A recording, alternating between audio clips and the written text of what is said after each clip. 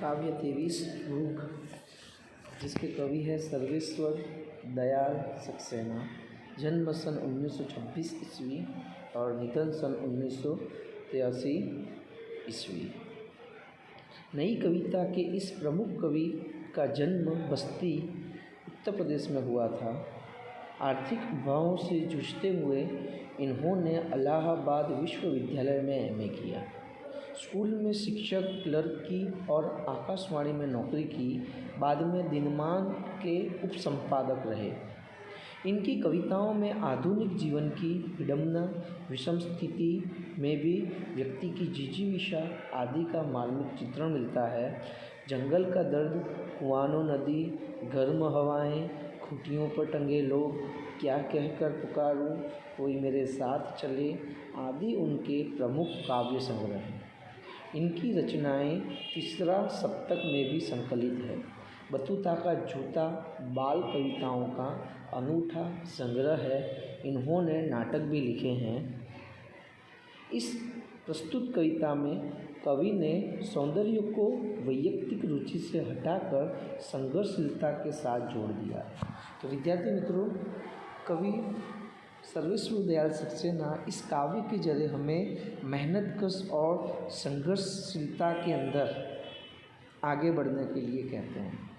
अक्सर हम देखते हैं कि विद्यार्थी जीवन के अंदर कई लोग प्रारब्धवादी होते हैं, नसीब के ऊपर बैठे रहते हैं। नसीब में जो हुआ है होगा वो देखी जाएगी। नसीब में अगर हमें सफलता मिलनी होगी तो ही मिलेगी, लेकिन ऐसा नहीं होता है। विद्यार्थी मित्रों, नसीब तभी चमकता है जब हम कर्मशील बने। हमारा जो भी क्षेत्र है उसके अंदर हम मेहनत से, खंड से, दृढ़ता से, संकल्प शक्ति से आगे बढ़ेंगे तो ही हमें सफलता प्राप्त होगी और हमारा नसीब चमकेगा। अगर कोई शेर, हम देखते हैं कि अगर शेर जंगल के अंदर तभी खूबसूरत लगता है जब वो शिकार के लिए अपने शिकार के पीछे संघर्ष करता दिखता है, मेहनत करता दिखता है और उसको शिकार मिलता है। जब वही शेर, जब हम उसको प्राणी संग्रहालय के अंदर देखते हैं तो हमें वो इतना खूबसूरत नहीं लगता, वो हमें एक कैदी की तरह दिखता है। तो ये खूबसूरती यहाँ पे कवि ने बताई है कि जब इंसान संघर्ष करता है, मेहनत करता है तो कितना खूबसूरत लगता है। तो यहाँ पे अलग अलग उदाहरण के द्वारा कवि ने सौंदर्य की वैयक्तिक रुचि से हटकर संघर्षशीलता को यहाँ पे प्रस्तुत किया है।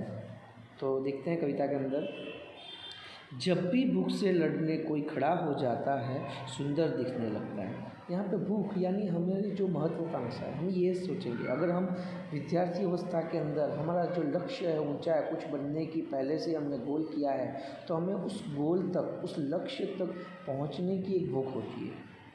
तो कवि यहाँ पे यही कहता है कि जब भी कोई महत्वाकांक्षा यानी भूख से लड़ने के लिए खड़ा होता है तो वो कैसा लगता है, बहुत खूबसूरत लगता है, सुंदर दिखने लगता है। झपटता बाज, जब ऊंची उड़ान भरकर जब बाज आसमान से अपने शिकार के ऊपर तलाब मारता है, झपटता है।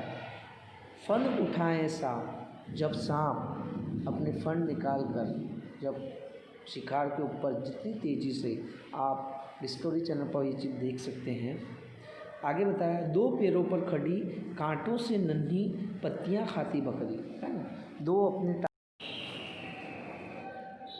दो पैरों पर खड़ी कांटों से नन्ही पत्तियां खाती जो बकरी होती है बहुत खूबसूरत लगती है, क्योंकि वो उस खुराक तक पहुंचने के लिए वो कर्म कर रही है, मेहनत कर रही है।